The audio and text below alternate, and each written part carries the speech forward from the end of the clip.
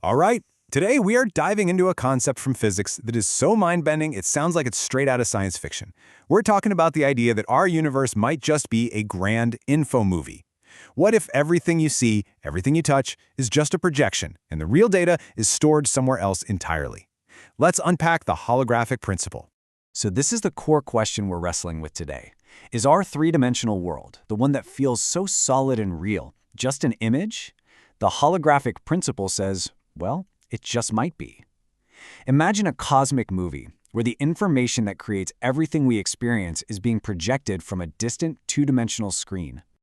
So, where in the world did such a radical idea even come from? Well, our investigation begins with the most extreme and mysterious objects in the entire universe, black holes. It was by studying these cosmic behemoths that physicists stumbled upon the very first clue that reality could be a kind of info movie.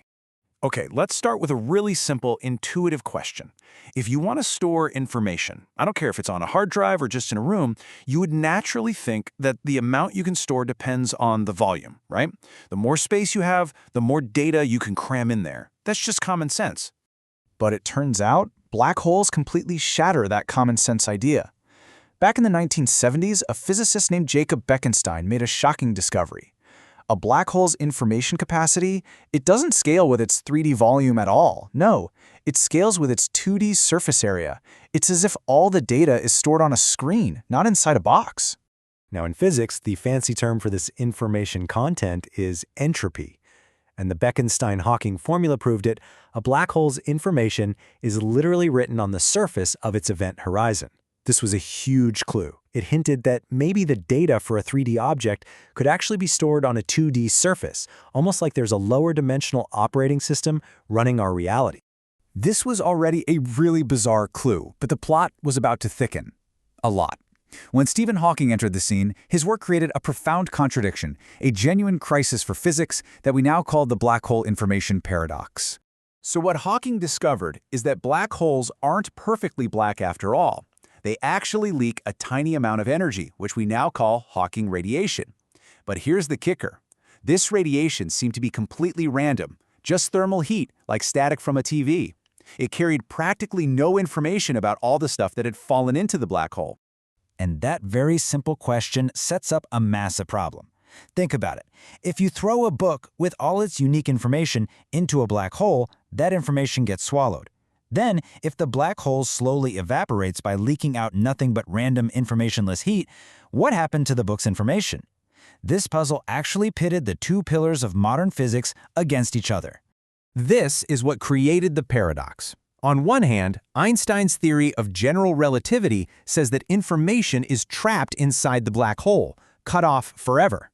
But on the other hand, a fundamental rule of quantum mechanics, called unitarity, says that information can never, ever be destroyed. It's like energy. It can change form, but it can't just vanish. So what gives? The information can't be both trapped and gone forever. To get out of this mess, physicists Gerard Hooft and Leonard Susskind proposed something truly radical. They took that first strange clue about black hole entropy and pushed it to its absolute ultimate conclusion. This is it, the holographic principle. And this quote from Leonard Susskind just nails it perfectly. The idea is that our 3D reality is literally a projection from a 2D surface, just like our info movie analogy.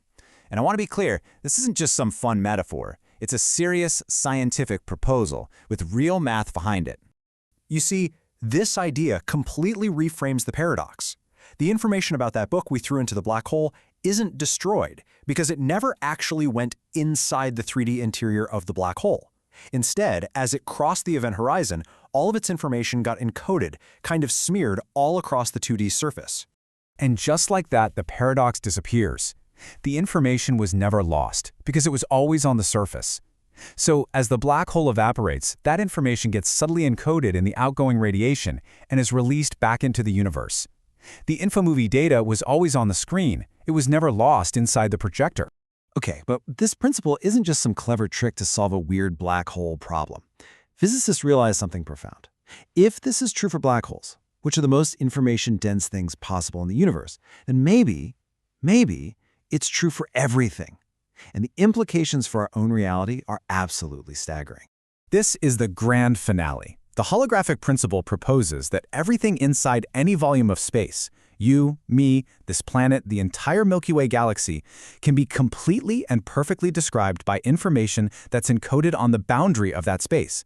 And again, this isn't just philosophy. There's a rigorous mathematical foundation that physicists are actively working on today. Now, the most powerful evidence we have for this idea is something with a really complicated name, the ADS/CFT correspondence. But all you need to know is that it's basically a mathematical proof of concept. It shows exactly how a 3D universe with gravity can be perfectly equivalent to a 2D universe without gravity living on its edge. It's a concrete working model of how a holographic info movie could actually function. So what are the big takeaways from all this? Well, for one, the 3 dimensions we see and feel might just be an emergent illusion. Our reality could be governed by a simpler, lower-dimensional set of rules. What's more, in this picture, gravity itself isn't fundamental. It actually emerges from quantum interactions on that boundary. And finally, it means there's a hard limit, an ultimate pixel resolution to space itself. You can only pack so much information into any given region. And this all brings us to one last really provocative thought. If our reality truly is a holographic projection, an info movie being played from some distant cosmic boundary, then what are we? Are we just the characters projected onto the screen? Or are we something more? The holographic principle doesn't just change how we see the cosmos. It forces us to question the very nature of our own existence.